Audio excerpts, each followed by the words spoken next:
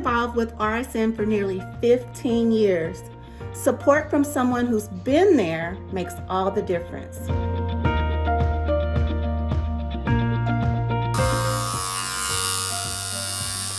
Hey David, what are you listening to?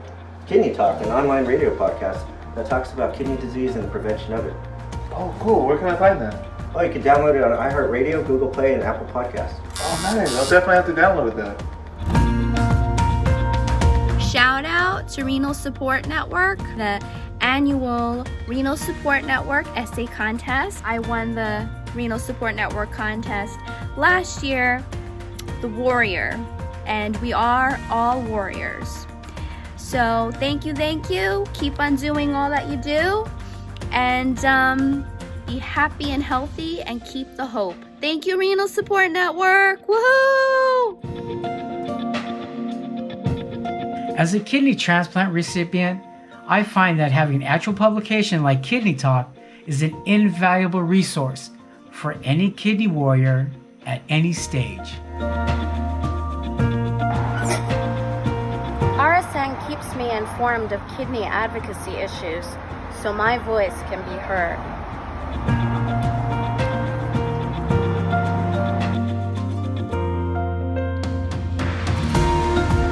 I'm really looking forward to the prom this year and meeting people who are just like me. Dressing up is super fun and all the activities are amazing. Can't wait to see you there. Hi, I've been participating in the Renal Support Network 30-minute fitness Zoom classes. Not only have I lost 15 pounds, but I can also strike a yoga pose like this.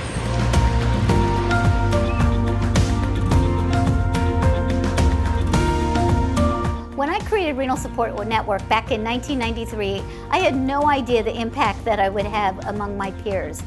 An illness is too demanding when you don't have hope, and peer support, education, and knowledge are crucial to our survival.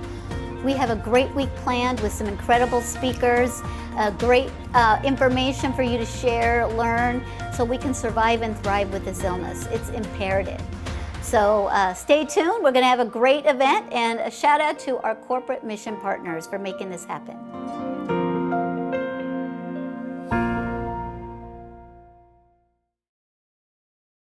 So next we do have Dr. Jonathan Himmelfarb, and he will be talking to us about innovations in dialysis care. Dr. Himmelfarb is co-director of the UC Center for Dialysis Innovation. He is director of the Kidney Research Institute, professor of medicine and adjunct professor of bioengineering, and he has the Joseph W. Eschbach Endowed Chair in Kidney Research at UW. So, and he is going to talk to us about innovations, and the more we learn about all the exciting new technology and information coming down the pike about kidney care, the more hope we can have for the future. So, Dr. Himmelfarb, please take it away. Great. Can you hear me? We can hear you fine. And can you see a slide that says Innovations in Dialysis Care? Yes, we can. Great. Okay. Well, thanks, Sasha. Thanks, Lori, for inviting me. This is an exciting group for me to be talking with today. And what I'll try and do is kind of go through where we are in the evolution of dialysis therapy. And I'll be critical of really how doctors and scientists, in my opinion, haven't done as much as we should do or should have done for patients living with kidney disease in the last 50 years in terms of developing new kinds of therapies. And then talk about what I think is very exciting, which is the future, because I think the future is going to be very bright, and we're going to have very, very different ways that patients can be treated, particularly with kidney failure. I'll focus today on dialysis care in particular. So this is a strong statement at the top of this slide. Dialysis today is a technology innovation failure, but I really believe it's true. About 1 in every 500 people in the United States develops kidney failure. We have, as you know, large racial ethnic disparities. So in particular, Americans are about 12% of the U.S. population and 35 or 36% of the dialysis population. We have 500,000 people on dialysis, and dialysis today, as it's delivered for most people, is not a whole lot different than it was in the 1960s and the 1970s. The level of innovation has been really pretty stagnant for an extended period of time. Most patients are tied to a stationary machine that's plugged into a wall, sitting in a chair. And it's a little bit harsh because it's not completely true, but industry has really invested over time in bricks and mortar and building more and more dialysis centers rather than investing in true innovation that would give patients different choices than they have today. And in my opinion, it's also a healthcare systems failure. So this was a study published a few years back where they asked nephrologists, and you would think if anybody should know what kind of treatment they would want, nephrologists should know. And they asked nephrologists, if your kidneys failed and there was a 5-year wait for transplant, which type of dialysis would you choose? And 94% of the time, nephrologists did not choose to go in-center for dialysis. 6% of the time, they would choose to go in-center. Yet roughly 90%, maybe 88% now, but roughly 90% of patients end up in-center. So we know that the best therapies are not to be in-center, and yet the vast majority of patients end up in-center. And to me, that represents a health systems failure. If we're not delivering what we think is the best treatment to dialysis patients that the nephrologists would want for themselves, then we're not delivering the best treatment. And we know that kidney failure imposes a substantial burden on people living with kidney disease in many, many different ways. And everybody on this call knows this. The hospitalization rates, disabilities, the symptom burden, the pill burden, problems with access, dietary restrictions, etc. So it's really, we should be doing everything we can as physicians, as scientists, as engineers, to find every possible way that we can to eliminate these burdens for people living with kidney disease. And I'll go back to the very beginning to Belding Scribner. Belding Scribner was a nephrologist at the University of Washington. And back in the early 1960s, the so-called Scribner shunt that he developed working with an engineer was the first time it allowed for people with irreversible kidney failure for the first time to be able to get dialysis as a treatment that could go on for more than a week or two. So he's credited with, he won the second highest award we have in medicine after the Nobel Prize for this, basically for sustaining the lives of people with kidney failure. But back in the 1960s, Belding Scribner said, if the treatment of basically kidney failure, chronic uremia, cannot fully rehabilitate the patient, the treatment is inadequate. So his goal for the development of dialysis was that people would be fully rehabilitated. They would be able to live their lives the way that they want to live them. And I would say that 60 years later, almost 60 years later, it is still an unfulfilled promise. We haven't delivered to our patients the kinds of treatments that they deserve. I'm talking about dialysis, not about kidney transplantation. And these are just data to show that today, these are studies from the last few years, people that are on dialysis continue to have a high burden of symptoms. And that's not a surprise to anybody, but it is true. And if we thought that the goal of dialysis was to alleviate the symptoms that are associated with kidney failure, then the way we deliver dialysis is not doing the job. And what we're starting to do, and I think this is very exciting and very encouraging in the kidney field and the nephrology field, is something we should have learned a long time ago, which is that if we want to prioritize what we're doing, those of us who do dialysis research, we should be listening to our patients because they'll tell us what we should be working on to make dialysis a better experience. And we're starting to do that. And this is a study. Jenny Flythe is a nephrologist that Laura, you should have, if you haven't had her come talk to you yet, you should have her come talk to you. She's at Chapel Hill, North Carolina. And she led this study through the Kidney Health Initiative that talked to a lot of patients, did focus groups, and really tried to prioritize what symptoms patients care about, physical symptoms and mood symptoms, the factors that are important. It's not just what is the symptom, but how long does it last? Is it there all the time or intermittent? Is it predictable? That's a big factor for a lot of patients. If you don't know when you're not going to feel well, then it's really hard to plan your life. Social impact, financial impact, and how frequent are the symptoms. And these are some of the symptoms that this study prioritized: insomnia, fatigue, and cramps.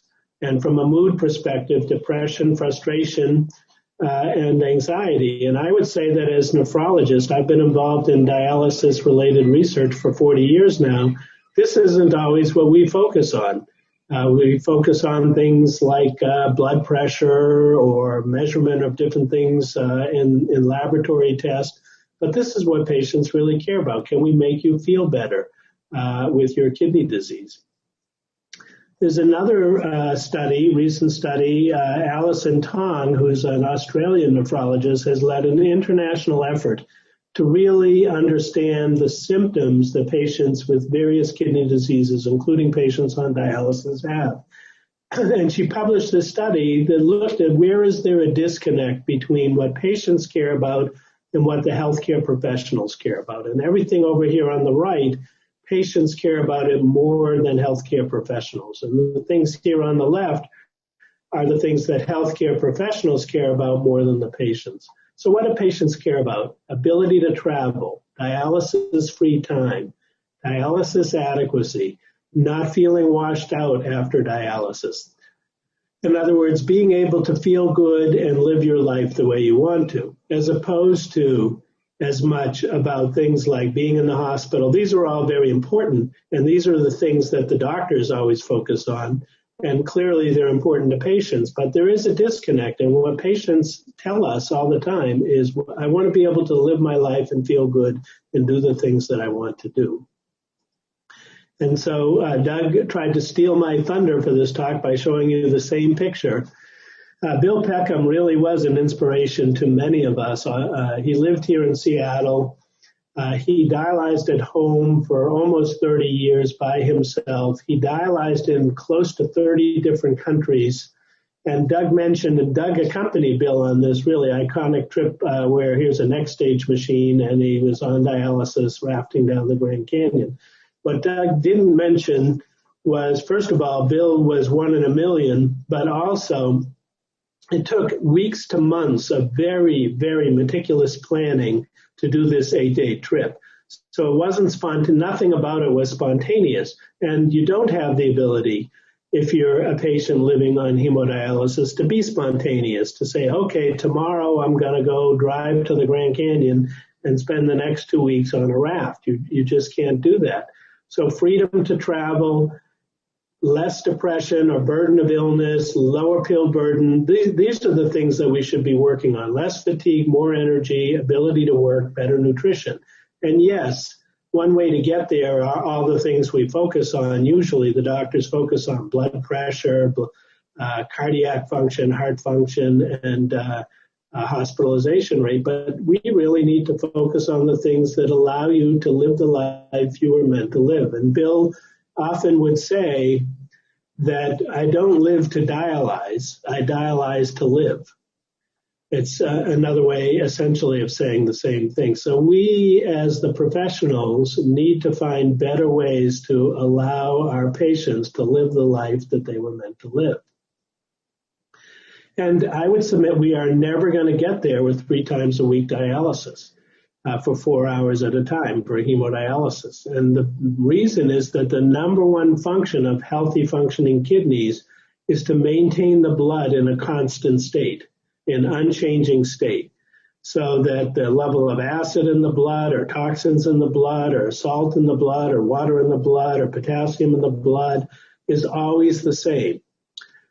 And that allows that constant fluid in the blood to bathe every cell and every organ in the human body, and that's how they work the best that they can. So when we do dialysis discontinuously, not all the time, your kidneys work 24/7, not 12 hours a week, but 168 hours a week.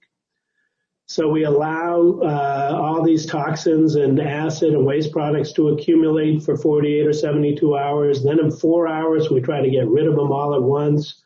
Then let them accumulate again, this so-called sawtooth pattern with 3 times a week dialysis. This will never replicate healthy kidney function. And we know that the more frequently patients get dialysis and the longer the treatments, the better patients feel. But there's the downside. And the downside is that today we trade the burden of the illness, kidney disease, for the burden of the treatment. Because if you're getting dialyzed 7 days a week and you're getting dialyzed for 8 hours at a time and you're sitting in a chair plugged into a machine that's plugged into a wall, then you can't be living your life the way you want to live it. So now we have this trade-off for patients where you have to trade off the burden of the treatment for the burden of the disease. And that's really a challenge that there's no perfect solution for that exists today. Now, peritoneal dialysis, I would say, is the better option in terms of the amount, the length of time. You have the autonomy really to get your treatment 7 days a week, and you need your treatment 7 days a week.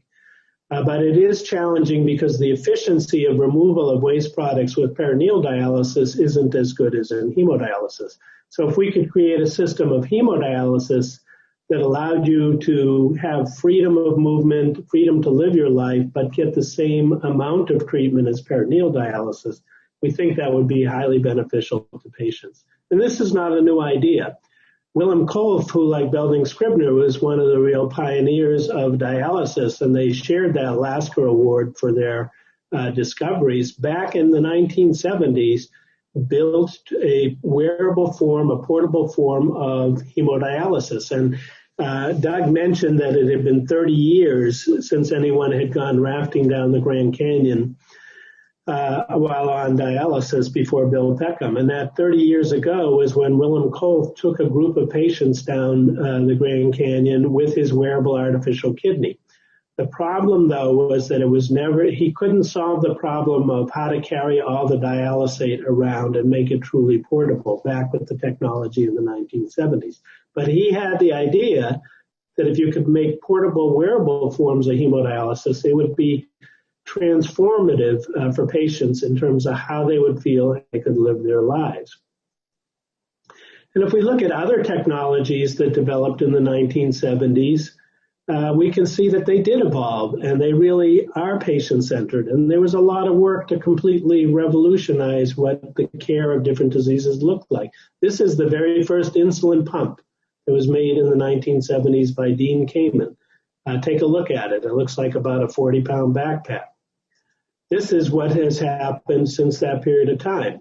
So now an insulin pump looks like this, a continuous glucose sensor that is continuously telling us what the blood glucose is, looks like this. There's a Bluetooth connection between this and this so that the insulin pump can adjust the amount of insulin it's delivering based on what the blood glucose is. This is a so-called bionic pancreas, and there are now multiple companies that are making these bionic pancreases for patients.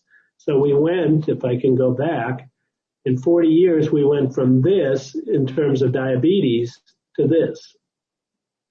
If we look at another technology, left ventricular assist devices for people who have severe heart failure and are waiting for a heart transplant, this is what they used to look like. This is in 2007, bigger than a portable suitcase, but a suitcase-sized device. This is what they look like today. And there are even now, what are called intracorporeal, inside the body, left ventricular assist devices. So now you really can, with a continuous device, much like hemodialysis, where blood has to flow through the device, you can live your life. Obviously, he's living his life in a very different way than patients that are in-center hemodialysis are living their life today. So if we can do this for pacemakers, if we can do this for insulin pumps, if we can do this for left ventricular assist devices, why can't we do this for hemodialysis? And what I would say is the best way to predict the future, I'm not sure Abraham Lincoln actually said this, people attribute it to him, but it's a very good quote. The best way to predict the future is to create it. So we decided, as someone who's been involved in dialysis research now for almost 4 decades, it's time to do it differently. And so we decided about 4 or 5 years ago, it was time to really change the way we think about what we're doing and not do incremental research that is important, but it doesn't fundamentally change the experience of patients, but to say, could we do something that really is transformational? And so here at the University of Washington, we set up a Center for Dialysis Innovation whose goal is to create wearable and portable dialysis devices. And we were thrilled when one of our frequent partners and collaborators, the Northwest Kidney Centers, some of you know the Northwest Kidney Centers, it was the world's outpatient dialysis organization. It was founded by Belding Scribner back in the 1960s. It's a not-for-profit dialysis provider, much like Doug Johnson and DCI, and they gave us a very, very generous $15 million grant to the Center for Dialysis Innovation so that we could do the work to see if we could create entirely new ways to get dialysis treatments. And I founded this center back in 2017, so 3.5 years ago, with a co-director, Buddy Ratner, who's one of the world's most famous bioengineers and chemical engineers and material scientists here at the University of Washington. His textbook is the Bible for bioengineers and material science. And coincidentally, when Buddy was getting his PhD 40 years ago, he got his PhD in transport of urea through membranes. So he's had an interest, and he knew Belding Scribner and Wayne Quinton and all those early engineers that pioneered the development of dialysis in the 1960s. So we co-founded the Center for Dialysis Innovation, and this was our goal. Our goal was to be able to make portable devices that would weigh 25, maybe 30 pounds that you could put in a rollerboard suitcase and you could check into the overhead when you're traveling on a plane as a first generation. And then if we can innovate further, make this into a smaller 8 or 9 pound wearable vest. So our goal was to make new kinds of technologies that are portable, wearable, miniaturized, water efficient, greener for the environment, won't require as much blood thinners, well-designed, cost-effective, and everything we do should be patient-centered.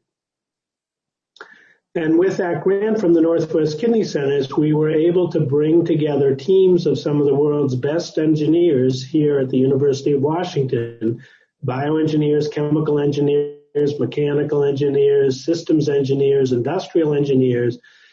And they have been enthusiastically working for 3 or 4 years now on developing and solving the technical problems that have prevented the development of portable types of dialysis.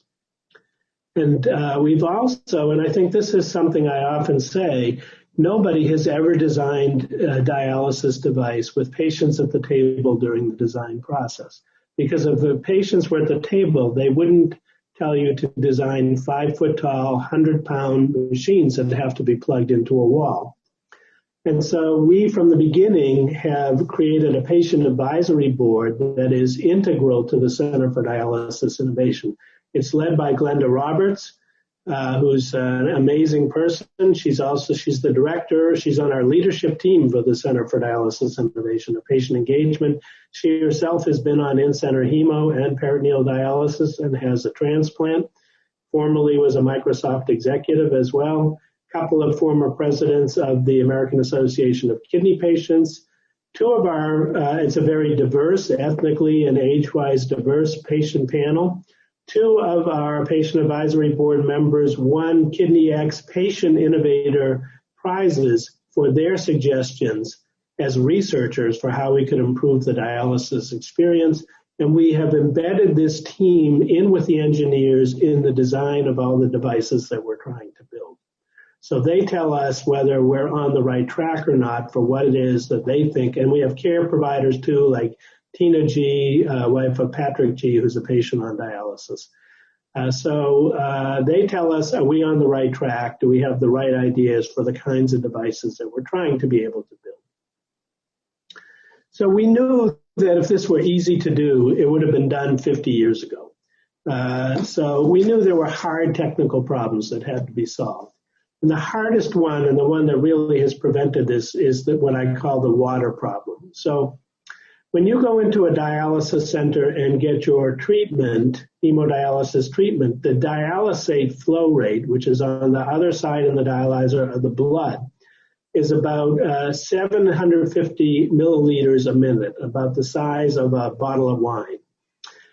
And that is purified water, what's called RO purified, reverse osmosis purified water. And the feed water, high quality water that goes into that to make that water is at about a 3-to-1 ratio. So dialysis today uses about 2 liters of water for every single minute of the treatment. If you think about what kidneys do, your healthy kidneys do, they function 24/7. They efficiently remove all the waste products from the body, and they excrete all those waste products in about 2 liters of urine per 24 hours.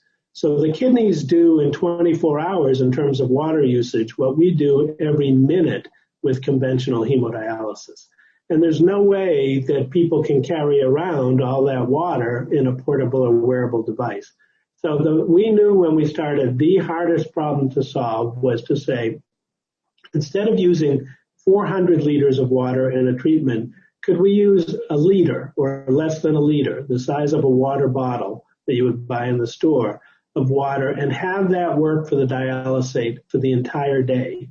And to do that, we have to be able to remove the toxins from a loop of dialysate and regenerate the dialysate while it's actually working in a closed loop. And that's never been done effectively to date. So we knew if we could solve this problem, we had a good chance of being able to create new technologies. So we put our engineers to work on it, and they came up with a breakthrough technology that works completely differently than the way we eliminate urea from the body in conventional dialysis. In conventional dialysis, we have the urea move into the dialysate, and then it goes down the drain. What we figured out is a way to use light energy, the energy from LED lights, to break that urea down into nitrogen gas and carbon dioxide, which can just be vented out into the atmosphere. So they don't have to go down the drain, and we can eliminate these from the dialysate circuit in real time. And we published a paper recently to show that we could use this kind of system, we call it the POR system, photooxidation of urea system, to regenerate the dialysate, eliminate all the urea that the body produces in a day in a 24-hour device. So this is a breakthrough technology that now we're on to see if we can now incorporate this into portable forms of hemodialysis, where you wouldn't need to connect to an external water source. You would just need 1 liter bag of dialysate for the entire day. So we're still working on it, but we've made a lot of progress. Another area that we knew we were going to have to work on for the system is to be able to prevent clotting in the system, because you don't want to be on heparin 24/7 if you can help it. And there are people who are on anticoagulants all the time, so we could use the kinds of anticoagulants that patients take if they have atrial fibrillation or certain kinds of heart disease. But if we can avoid that, that's better. And there's another problem, which is that with all the exposure that patients get to dialysis tubing, the plasticizer in that tubing can leach into the body. So we've developed new materials that we can coat the surface of tubing and dialyzers that prevents the protein from binding to the surface, prevents the blood platelets from getting activated and contribute to clotting, and it prevents bacteria from adhering to the surface as well. So these are new kinds of coating that, again, we just recently published a paper showing that we can do this, that we plan to incorporate into dialysis circuits in the future. And there's another problem with dialysis, and that is that it's efficient. Hemodialysis is efficient at removing some kinds of toxins, but not so efficient for other kinds. And this was a paper we wrote in the New England Journal of Medicine about 10 years ago. So urea, if you start dialysis, the concentration is high. It comes way down during a dialysis treatment, but then it kind of rebounds a little at the end. Phosphate you can remove, but it rebounds more, and potassium.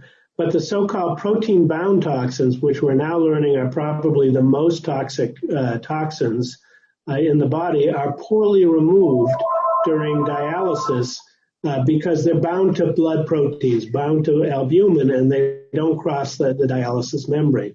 So even if you were on hemodialysis for an extended treatment, we don't do a very good job of removing all of the different kinds of toxins.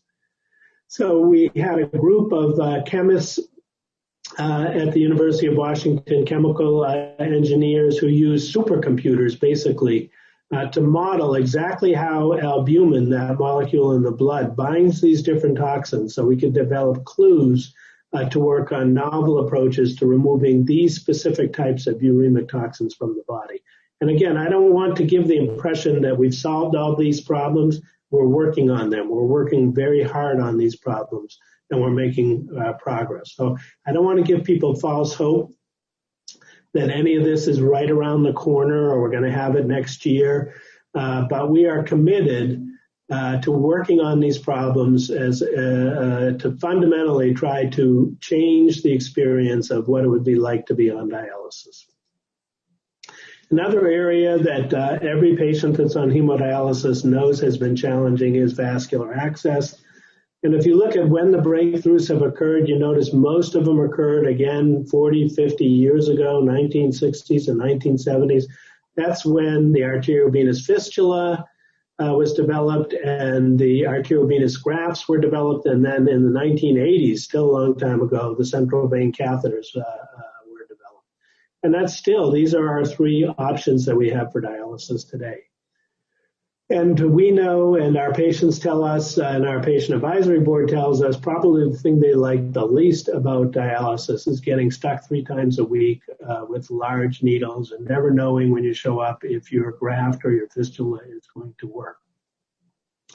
So we recently won a prize from the Kidney X, and I'll come in a minute to what Kidney X is all about, for designing a novel type of vascular graft using novel materials that were developed here at the University of Washington. That's more like a living vessel that heals into the body and behaves more like a living vessel and really seems to resist clotting edges. And this was from a sheet model that we did with this new vessel. You can see just visually how it looks different than the standard graft that's used today, where there's a lot of blood clotting on the surface of it. So here too, we're working on this, and I don't want to promise anybody that this is around the corner, but we are making the effort to develop new technologies that we think would be beneficial to patients. So that's the work. There are many other groups around the world too that are working now on dialysis innovation, groups in Singapore, groups in Europe, and multiple groups inside the United States. So I do think the future is promising, and one of the promising aspects of this is that the federal government is now leading the fight for innovation in dialysis. And you'll hear more from Rob Blazer later on in this meeting and Kathy Lester about some of the policy issues. But the Kidney Health Initiative is a partnership of the American Society of Nephrology with the FDA, and they've written a roadmap for what new technologies need to look like to replace current day renal replacement therapy. The Health and Human Services partnered with the ASN to create the Kidney X Accelerator, and their goal is to completely redesign dialysis. Bruce Greenstein, who was the Chief Technology Officer inside Health and Human Services and initiated this program.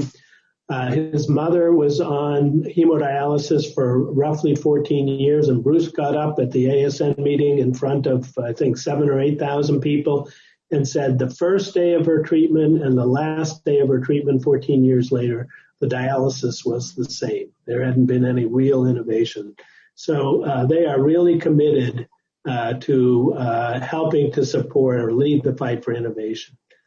And the Advancing American Kidney Health Executive Order that was signed last year, as I think many people now know, really is a game changer. It really is pushing to, first of all, reduce the number of people who develop kidney failure through innovation. Prevention would be the best treatment if we could do that, find cures for kidney diseases. But for new patients who develop kidney failure, as soon as by 2025, the aim is to have 80% either in the home or getting a transplant or these other alternates like the kinds of devices we're developing now, and to double the number of kidneys available for transplant by 2030. So federal policy is now supporting change that's much more patient-centered than it used to be. And this just came out 2 weeks ago from KidneyX that they're now offering $10 million for artificial kidney prizes to accelerate the development of devices like the devices we're trying to build, portable or wearable devices, but also devices that use stem cells or other kinds of approaches to replace dialysis as we know it today. Again, I don't want to be promising something is around the corner, but now there's real movement towards creating these new types of treatment for kidney failure. And we haven't seen movement like this before since probably the 1960s or the 1970s. So I'll finish up and say that here's a quote I like from Yogi Berra, American philosopher. It's tough to make predictions, especially about the future. We don't know that we'll be successful. We don't know how things are going to evolve, but I am confident that with all the people, not just us, but other groups around the world that are now working seriously on these challenges to develop new kinds of treatments, that we will have better treatments for patients in the future than we do today. This was a paper we recently published just showing how we think this is going to happen. Well, at the very top, you'll see it's patient priorities. We need to be making, as researchers, we need to be trying to solve the problems the patients want us to solve. Bottom-up efforts come from patients, researchers, and innovators. Top-down efforts are necessary too, from governments and societies, and patient advocacy organizations too, RSN, AAKP, NKF, and others. And the goal is to have low-cost miniature devices that'll do all the things that we want them to do, better toxin removal, and be robust, safe, and complication-free. And someday, we hopefully will go from portable dialysis to bioengineered kidneys, where you can replace all of the function of the kidneys, because even portable dialysis is not as good as what healthy kidneys can do. But again, this will take a lot of time and effort. But once again, it's exciting that a lot of groups are now working and trying to make this happen. And I think that's the end. Oh, yeah, one last plug. So when we started the Center for Dialysis Innovation, we said, let's bring all the innovators in this space in the world together every year in Seattle. And we started doing this in 2019, and we call it the Ideas Conference, Innovations in Dialysis Expediting Advances Symposium. This year, for the first time, it was virtual at the end of August of 2020. We don't know if it'll be in Seattle or virtual, depends on how things go with COVID in 2021.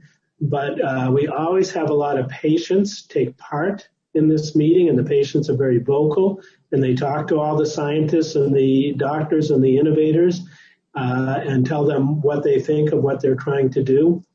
We also have an annual Bill Peckham Memorial Lecture as part of the Ideas Conference, and in August of 2020, the honored lecturer was none other than Laurie Hartwell. And Laurie just gave a fantastic talk at our Ideas meeting in 2020. So that's the last slide. I'll stop here, and happy to, I see 20, now looking, I see 26 chat comments, so I'll try to start looking at them. Well, thank you so much, Dr. Himmelfarb. We appreciate all the information. Of course, it's always exciting to hear about research innovation, and we are grateful to the people who take their time to research everything that you discussed and other things to help make life with kidney disease a little bit easier. We do have a couple of questions. Let me ask one first. Oh, but I did want to mention on a personal note, the fact that you refer to patient engagement so much is so critically important, because we love that we have the top minds, engineers and research doctors and coming up with everything, but without our input, I don't think it will get to the place that it needs to be. So I love that board you showed us has so much so many patients on there and people representing patients. I think that's the crux of Lori's whole existence is patient engagement. So thank you. I'll tell you a story. So I mentioned direct a Kidney Research Institute at UW, which has been going for 12 years now. And they're working not so much on dialysis, but on trying to find cures and treatments for kidney diseases. And we always had a scientific advisory board where we would bring in all these renowned, world-known nephrologists and researchers, and we would have all our young researchers present to them. And then starting about 5 or 6 years ago, we said, we need to create a patient advisory committee that we treat with the same respect as our scientific advisory committee, and we'll have our young investigators present to a panel of patients who are motivated to see change come into kidney disease, and it will make them, if they can convince patients that their research is compelling to patients, they'll be better investigators. And if they can present to patients their research without using medical jargon, in ways that patients can understand, it will make them better communicators in general. And it turns out that the investigators love the patient advisory committee. And we've been doing it every year now. We just this Monday had our annual, again, now it's virtual, but we have patients from some from around the country, and also a lot of our local patients on our patient advisory committee. And it has changed the culture of our research institute, and it has changed the kinds of problems that our investigators work on. So when we started the Center for Dialysis Innovation, we incorporated that same concept right away. That's amazing, and I think we appreciate that very much. Yes. So let me start with this first question we have in the Q&A. It's from Lorraine, and Lorraine said, where are we with stem cells, growing new kidneys, and artificial kidneys? I think you talked about it a little bit, but I think the focus she wants to know about is stem cells. Yeah, so that's a very interesting area. It's an area we work on at the Kidney Research Institute, and you can do some amazing things now with stem cells. So if you can believe this is true. It almost sounds like science fiction. We can take a urine sample from someone, and a urine sample has live cells in it. You never see them, but they're there. And we can take those live cells and do something called reprogramming them to make them stem cells. And then we can grow those stem cells. We and others, this is, again, around the world now, other people are doing this too. We can take those stem cells and make what are called kidney organoids, which are miniature versions of a human kidney, not as mature and tiny compared to a human kidney. So literally, you can take a urine sample now and make an organoid from someone's kidney. And we have patients from around the world with unusual diseases sending us their urine samples so that we can investigate in these kidney organoids what's going on and maybe come up with treatments. So these stem cells are already being used by us and by others all around the world to model different kidney diseases and try to come up with treatments and try to understand the diseases. There's also an effort to use these cells for regenerative medicine. And obviously, if we could do that, if you could take somebody's cells and grow them into a kidney and transplant that kidney into someone, that's the ultimate, because you wouldn't have to take immunosuppression, because if the cells come from that same person, you wouldn't have rejection of those cells. But I want to caution, in my opinion, the technical challenges are quite formidable, and I think we are at least 1 decade and maybe 2 decades away from that kind of regenerative medicine. But lots of people are working on it, and 2 or 3 breakthroughs, that happen, and it might not be 20 years. Maybe it'll be a lot faster than that. There are also people who are working on making devices. We're working on what's called mechanical devices, really our portable and wearable forms of dialysis, to try to be dialysis devices, but basically do the same thing as dialysis does now. There are people around the world that are working on incorporating cells into devices, so what are called hybrid devices that are both mechanical and cell-based, kidney cells, to see if you can better replicate kidney function. And there are groups that are trying to make implantable devices as opposed to portable or wearable devices. Again, I don't want to give anyone false hope because I think those problems are much harder. You know, what we're trying to do, we know is very hard, but those are even harder. So they're years away, but they do give hope that the future is going to be different than the past. What about as far as anything that you discuss, clinical trials, or are they being conducted now? They're not quite there, but we are hopeful that we will have a portable kidney ready for early human clinical trials by, I would say, 2023. Wow. 3 years from now. So again, not tomorrow, but we're hopeful. I'm not promising it. I'm saying we're hopeful. That's what we're targeting. Okay, great. Thank you so much. Lori, did you have any other questions or anything to say? Dr. Himmelfarb, you are always so eloquent and a leader in this community. I'm thankful for all of your tireless effort. And on behalf of all people who have kidney disease, thank you. You give us all hope. And to take in true fashion of Dr. Scribner.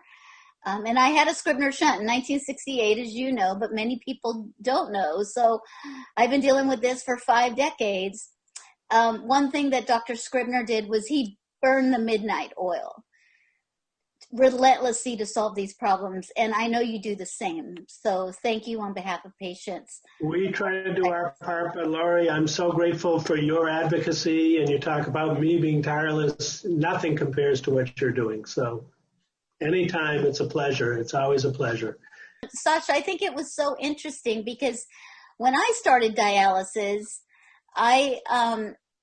PD wasn't even an option. And I was the first child to ever go on peritoneal in California in 1979. Wow. So, innovation happens. And I was so grateful because I don't think he mentioned it, but back in the 70s, they had what was called acetate dialysis. And today we have bicarb dialysis. And when acetate was around, we had a lot of, I had a lot of seizures on dialysis. And so some of these little innovations that are sometimes often not remembered are so important for us to realize the little ones. So very exciting. And, we had such a great program with all the different topics. And a shout out to our corporate mission partners for making this happen.